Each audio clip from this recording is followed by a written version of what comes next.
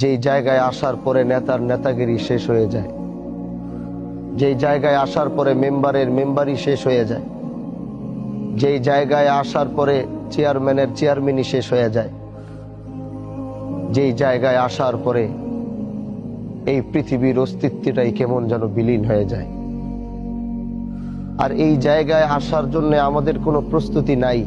আজকে দেখেন সাদা কাপড় পরে শুয়ে রয়েছে, যেই সম্পদ যেই সন্তান সব কিছু তার এক জায়গায় পড়ে আছে।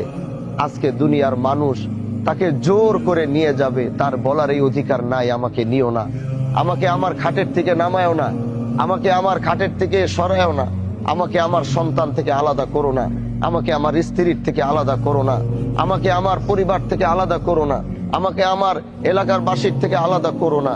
সেই কথাটি হয়তো চিৎকার করে বলছে, আমি শুনতে পাচ্ছি না, আপনি শুনতে পাচ্ছেন না। সে বুঝতেছে তাকে শেষ বিদায় দিচ্ছে, সে এখনো বুঝতেছে সে খাটিয়ায় শুয়ে আছে, এখন তার বিশ্বাস এখনো হচ্ছে না সে মারা গেছে। সে এখনো মনে করছে যে আমি স্বপ্নের ভিতরে দেখছি, একটু পরে আমার ঘুম ভাঙলে দেখব আমি আমার ঘরের ভিতরে বসে আছি। তাকে যখন একটু পরে কবরে রাখা হবে, এই কবরে যখন তাকে রাখার পরে একটু পরে যখন কবর থেকে তার সন্তান তার আত্মীয় স্বজনরা লাফ দিয়ে উঠে যাবে, তখনও সে মনে করবে আমি স্বপ্ন দেখছি। কারণ মাঝে মাঝে এমন এক স্বপ্ন আসে, ওই স্বপ্নের মধ্যে মনে হয় আমি মরে গেছি। হুট করে ঘুম ভাঙার পরে মনে হয় যে না, আমি মরি নাই, আমি জীবিত আছি, আমি বেঁচে আছি।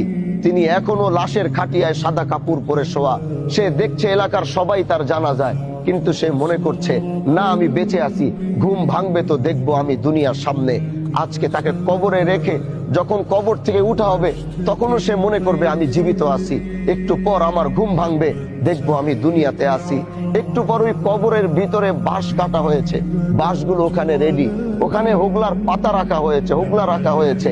একটু পরে বাঁশগুলো লাগানো শুরু করবে। পৃথিবীর আলোটা কেমন যেন আস্তে আস্তে অন্ধকার হওয়া শুরু হবে, পৃথিবীর আলোটা অন্ধকার হবে। সে দেখছে যে তার কবরটা কেমন যেন, পৃথিবীর আলোটা কেমন যেন বিদায় নিচ্ছে, কবরটা কেমন যেন অন্ধকার হয়ে যাচ্ছে।